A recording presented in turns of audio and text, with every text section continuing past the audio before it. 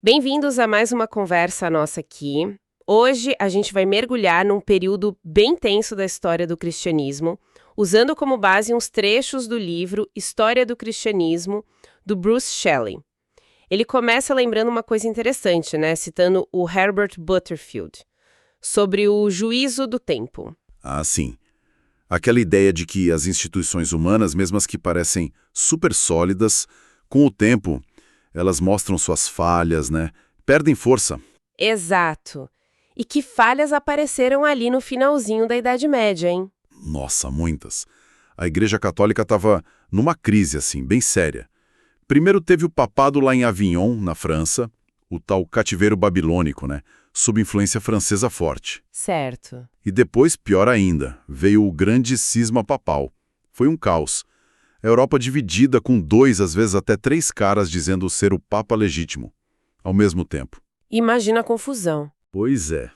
Isso abalou demais a autoridade, a confiança na Igreja como instituição, sabe? E é nesse cenário de instabilidade toda que surgem as figuras que a gente vai conversar hoje. João Wycliffe, lá na Inglaterra, e João Hus, na Boêmia, que hoje é a República Tcheca. Exatamente. E eles não ficaram quietos, né? Pelo contrário. Eles propuseram uma visão de fé diferente, mais direta, centrada na Bíblia, na consciência de cada um, e acabaram desafiando a estrutura toda, a autoridade do Papa na época. E pagaram um preço alto por isso. Pois é, então a nossa ideia aqui é investigar um pouco o pensamento desses pioneiros, entender o impacto deles, o porquê de tanta polêmica, usando o material que a gente tem do Shelley. Vamos começar essa exploração? Vamos lá. Então, começando pelo Wycliffe, o Shelley descreve ele como um acadêmico brilhante de Oxford, né, o principal professor lá por 1372, mas também como alguém intenso, um zelote. Sim, ele era uma figura intelectual de peso. E ele entrou de cabeça numa discussão central daquele tempo. De onde vinha o direito de governar? O tal do domínio ou senhorio. Ah, a questão da autoridade legítima. E isso, a visão mais comum era que toda autoridade vinha de Deus, claro, mas passava pela Igreja. Se um governante secular estivesse em pecado, ele perdia essa legitimidade, digamos assim. Entendi. Mas o Wycliffe, influenciado por outros pensadores como um tal de Fitzgerald, ele deu uma virada nisso. Ele argumentou que a autoridade de verdade, o domínio, dependia era da graça de Deus. Da graça? Como assim? Dependia de estar num relacionamento correto com Deus, sem pecado grave. E o ponto-chave é, isso valia tanto para os reis, quanto para os padres, bispos, o clero todo. Opa! Quer dizer que se um padre estivesse em pecado... Exato, a autoridade dele, tanto espiritual quanto temporal, ficava ilegítima. Essa era a parte radical da coisa. Nossa, isso é muito forte para a época. E qual foi a consequência prática dessa ideia? O que ele propôs? Bom, a consequência foi explosiva.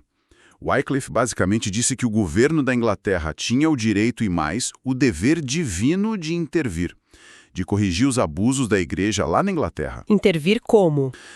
Tipo, tirar do cargo clérigos corruptos, confiscar as propriedades da igreja que estavam sendo usadas para luxo, para poder e não para fins espirituais, sabe? Uau! Claro que o Papa não gostou nada disso, condenou as ideias dele lá em 1377. Mas o Wycliffe tinha uns amigos influentes na Inglaterra, gente poderosa que protegeu ele. Pelo menos no começo. Parece que ele estava realmente mirando na estrutura de poder da igreja, né? Não só na doutrina. Com certeza. Essa ideia do domínio fundamentado na graça era um ataque direto à hierarquia. Porque, no fundo, o que ele estava dizendo é: o que importa mesmo é a sua relação pessoal com Deus. Certo. Isso meio que colocava todo mundo, leigo e clérigo, no mesmo nível espiritual diante de Deus. Se a graça que conta, então aquele papel do padre como intermediário obrigatório, os rituais controlados por eles, tudo isso perde um pouco a centralidade absoluta, né? Faz sentido. Ele estava, de certa forma, abrindo caminho para a ideia da justificação pela fé que Lutero desenvolveria depois. Exatamente. Ele queria diminuir as barreiras entre a pessoa e Deus. É um pensamento bem precursor da reforma mesmo. E essa crítica dele ficou ainda mais forte com o grande cisma, aquele período dos papas rivais, né? Imagino que isso tenha sido combustível para ele. Ah, sem dúvida. O cisma foi, tipo, a prova final para Wycliffe de que o sistema estava falido. Ver aqueles papas se excomungando, agindo como políticos. Terrível. Ele já criticava muito a riqueza, o poder temporal do papado. Defendia que o papa devia ser pobre, humilde, como Cristo e os apóstolos. Com o cisma ele radicalizou. Passou a chamar a instituição papal de anticristo. Anticristo, nossa, essa é uma acusação pesadíssima. Muito. Ele fazia um contraste direto. De um lado, a prática dos papas, poder, riqueza, mentira, na visão dele. Do outro, o exemplo de Cristo, verdade, pobreza, serviço. Ele questionava, por que o bispo de Roma tem que mandar em tudo só porque talvez Pedro morreu lá? É um questionamento forte. Para Wycliffe, depois do cisma, ficou claro. Cristo é o único cabeça da igreja. A instituição papal tinha se desviado demais. Estava cheia de veneno, como ele chegou a dizer. E com essa visão tão crítica da instituição papal, como ele passou a definir a igreja, então? Se não era essa hierarquia visível, o que era a igreja para ele? Aí ele abraçou uma ideia bem agustiniana, na verdade. A ideia da igreja como um corpo invisível. Invisível. Formada por todos aqueles que Deus escolheu, predestinou para a salvação, não importa se estão no céu, na terra ou até no purgatório, que ele ainda aceitava, né? Era um homem do seu tempo em alguns pontos. Mas se a igreja é invisível e só Deus sabe quem pertence a ela de verdade... Exato.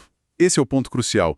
Ninguém aqui na Terra, nem o Papa, pode dizer com certeza: esse pertence, aquele não pertence à igreja verdadeira. Isso basicamente tira o poder da estrutura terrena da igreja, né? Da hierarquia, dos sacramentos como controle. Exatamente essa era a implicação. Se a salvação depende dessa eleição de Deus e da fé de cada um, então toda aquela estrutura hierárquica, as ordens religiosas que ele chamava de seitas, aliás, a dependência dos sacramentos controlados pelo clero, tipo missas pagas, venda de indulgências, confissão obrigatória, tudo isso perde o sentido, ou pelo menos a centralidade. E ele criticava essas coisas diretamente. Indulgências, peregrinações. Sim, criticava muito.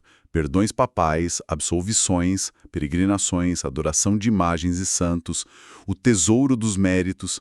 Ele questionava a base bíblica disso tudo.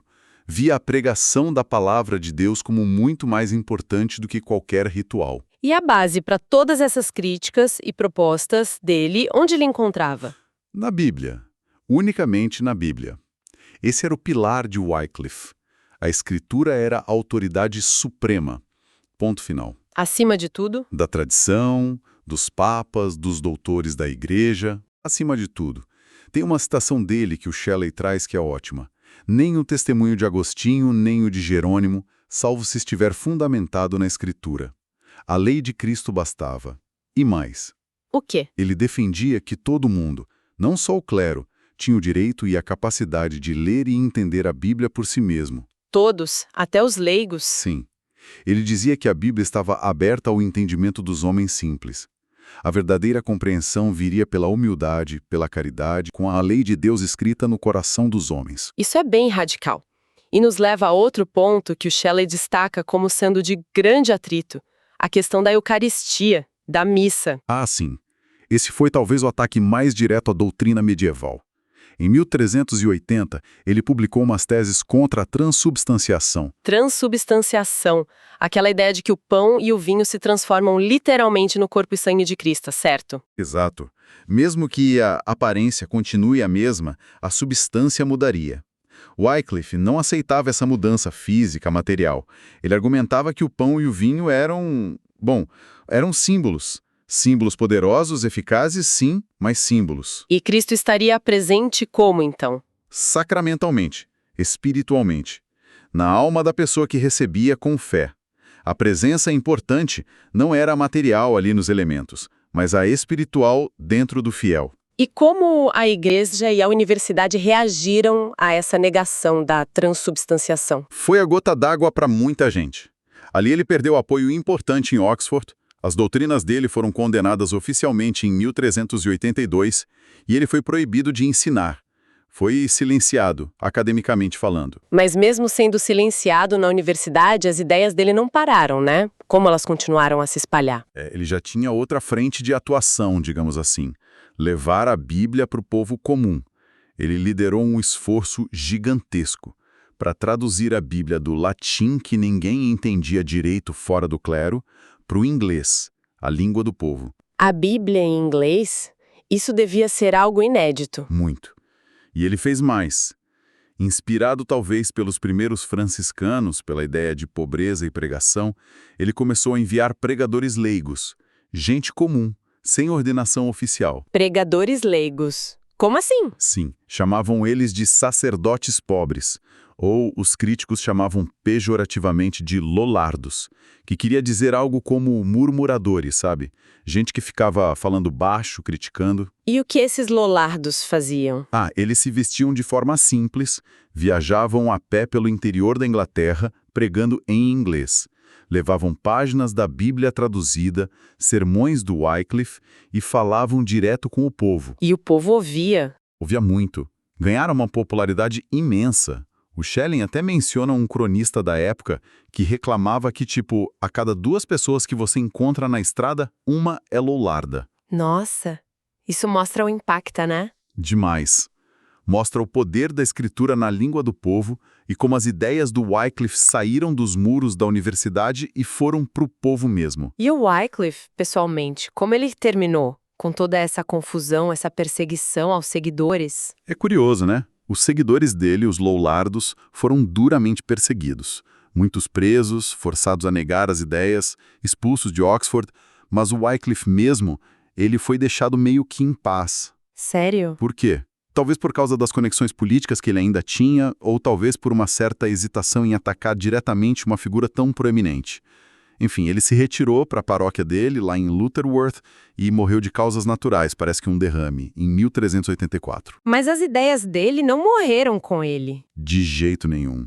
Já tinham criado raízes, e raízes que se espalharam para fora da Inglaterra também. Sim, você mencionou a Boêmia. Como é que as ideias de Wycliffe foram para lá? O caminho foi interessante. Teve um casamento real importante em 1383. A princesa Anne, da Boêmia, se casou com o rei Ricardo II da Inglaterra. Ah, a realeza conectando os países. Exato. E isso aproximou as 2 coroas, e também as universidades.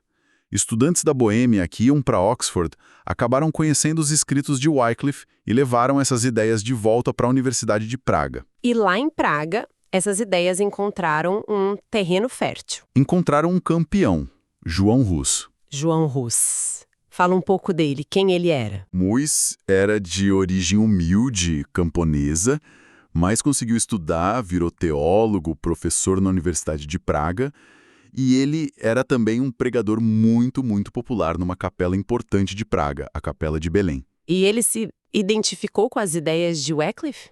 Sim, primeiro ele conheceu os textos mais filosóficos do Wycliffe, mas depois que ele já era padre, ele teve contato com os escritos religiosos, teológicos, e aí sim a coisa pegou fogo. Ele adotou várias ideias do Wycliffe. Quais ideias, principalmente? Principalmente aquela visão da igreja como o corpo dos eleitos, com Cristo como cabeça, não o Papa. A ideia da autoridade máxima da Escritura. E, claro, as críticas fortes aos abusos do clero, a imoralidade, a riqueza. Mas você disse que na Boêmia isso ganhou uma outra dimensão. Que dimensão foi essa? É que lá, essas ideias de reforma religiosa se misturaram com um sentimento nacionalista tcheco muito forte que estava crescendo. Nacionalismo? Como assim? Havia um ressentimento grande contra a forte influência alemã na região, tanto na universidade quanto na igreja. E a Igreja Católica, com suas terras, sua riqueza, seu poder, era vista por muitos tchecos como parte dessa dominação estrangeira, ou pelo menos aliada a ela. Entendi. E Hus usou isso? Hus foi muito hábil. Ele pregava na Capela de Belém, em tcheco, não em latim. E a capela virou um centro não só de reforma religiosa, mas de afirmação da identidade tcheca. Ele era um herói popular. Pregando em tcheco. Isso deve ter atraído muita gente. Muita gente. Ele usava até recursos visuais, tipo pinturas na capela. De um lado, Cristo pobre, humilde, lavando os pés dos discípulos. Do outro, o Papa rico, montado a cavalo, tendo os pés beijados. O contraste era muito poderoso para o povo. Essa mistura de religião e nacionalismo parece explosiva. Como a hierarquia da igreja reagiu ao Hus? A reação foi dura, claro, e a coisa foi escalando. O arcebispo de Praga reclamou para o Papa. O Papa mandou Hus parar de pregar. Ele não parou. Foi excomungado. E o povo? O povo apoiou Hus. Teve tumulto em Praga por causa da excomunhão dele. A situação ficou ainda pior quando Hus decidiu atacar publicamente a venda de indulgências. Indulgências de novo? O que eram exatamente e por que Hus atacou? Indulgências eram basicamente perdões vendidos pela igreja. Prometiam diminuir o tempo que a alma de alguém passaria no purgatório. Naquele momento, o Papa estava vendendo indulgências para financiar uma guerra que ele estava travando lá na Itália. Comprando o perdão? Exato.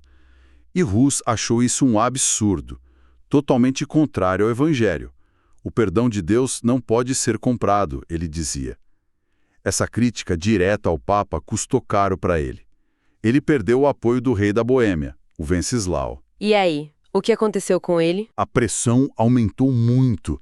O Papa colocou a cidade de Praga inteira sob interdito. Interdito? O que é isso? É uma punição eclesiástica gravíssima.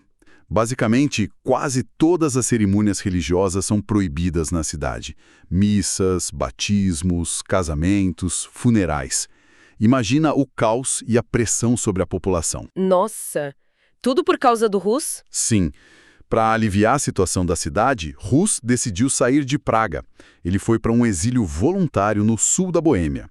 E foi nesse período, mais quieto, que ele escreveu a obra mais importante dele, Sobre a Igreja, ou De Ecclesia, que era fortemente baseada nas ideias do Wycliffe. Mas ele não ficou escondido para sempre. Ele acabou indo para um evento importantíssimo da igreja, o Concílio de Constança, certo? Sim. Esse concílio foi convocado para tentar resolver o problema do grande cisma, ainda tinha mais de um papa, e também para lidar com as heresias como as de Wycliffe e Hus. E Hus foi? Por quê? Ele foi a pedido do imperador Sigismundo, que era uma figura poderosa ali. O imperador deu a ele um salvo-conduto, uma garantia por escrito de segurança para ir e voltar do concílio. Hus foi provavelmente na esperança de poder debater suas ideias, de se explicar teologicamente diante da igreja reunida. E ele conseguiu se explicar, teve essa chance de debate? Que nada. Chegando lá em Constança, apesar do salvo-conduto do imperador, ele foi preso e submetido a um processo pela Inquisição. Mas e o salvo-conduto? Não valia nada. Na prática, para a igreja ali reunida, promessas feitas a um suspeito de heresia não precisavam ser cumpridas. Foi uma traição, basicamente.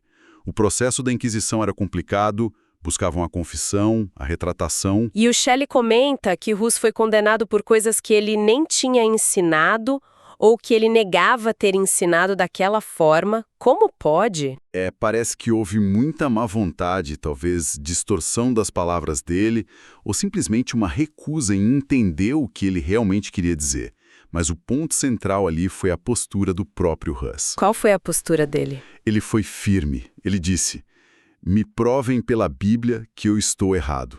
E eu me retrato. Mas eu não posso negar aquilo que minha consciência, iluminada pela Escritura, me diz que é verdade.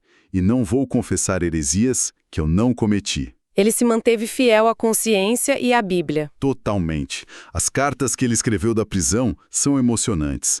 Ele fala coisas como: "Não posso pecar contra a minha consciência. Não posso mentir diante de Deus." Ou, "Não abriria a mão da verdade que preguei, nem por uma capela cheia de ouro." Ele estava mais preocupado em não ser acusado de trair a verdade do que em salvar a própria vida. Que força moral! Impressionante. Tem uma oração dele que o Shelley cita: "Ó Santíssimo Cristo, atrai-me para ti. Dá um coração intrépido, que por tua causa eu possa entregar minha vida com paciência e alegria. Amém." É de arrepiar pensar na coragem dele ali, sozinho, sabendo o destino provável. E o destino foi trágico. Muito.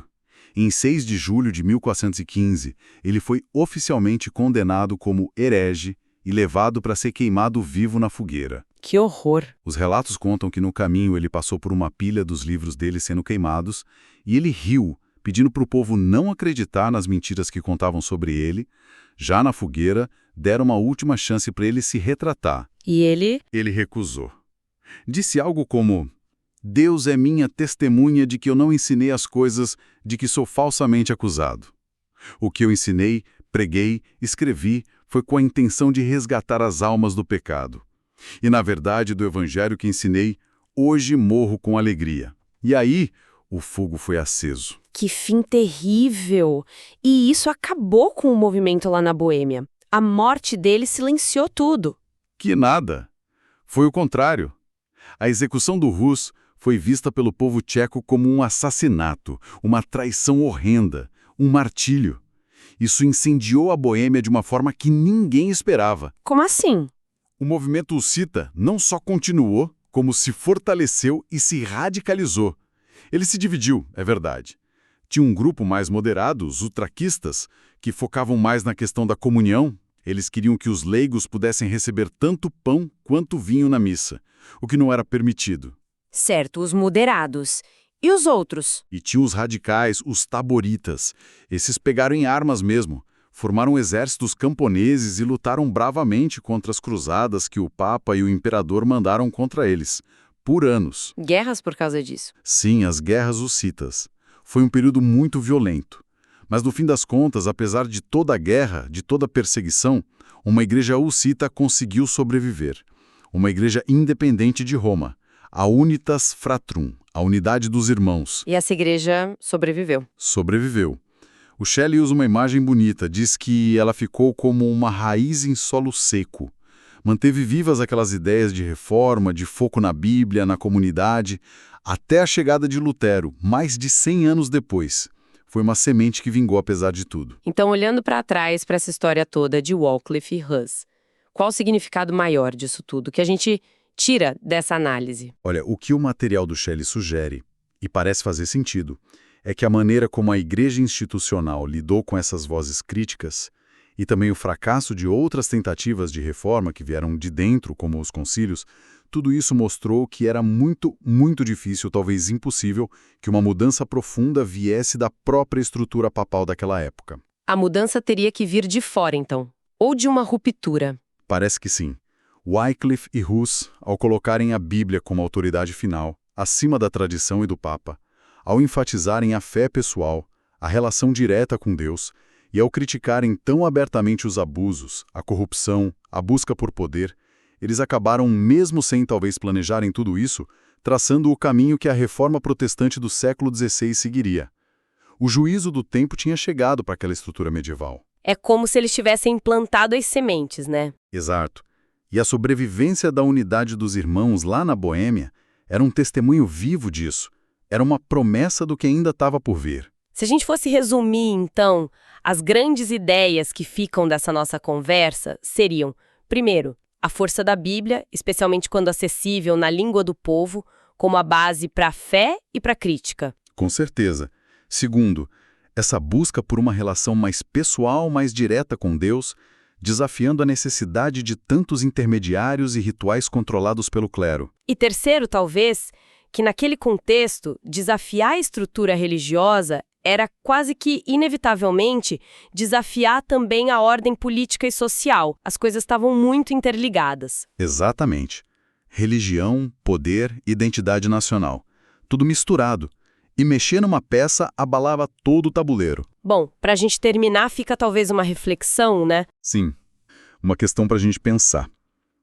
E se a igreja daquela época, lá nos séculos XIV, XV, tivesse conseguido ouvir de verdade vozes como as de Wycliffe e Hus, se tivesse conseguido se reformar por dentro, de forma significativa, como será que a história do cristianismo e até da Europa teria sido diferente? É uma pergunta e tanto. E o que será que a persistência dessas ideias, mesmo com tanta repressão, com fogueira e tudo, o que isso diz sobre o poder de questionar, de apelar para a consciência, para a escritura, mesmo quando tudo parece ir contra? Fica aí pra gente pensar. Fica a reflexão, semana que vem a gente volta com mais. Deus abençoe a todos que nos ouvem.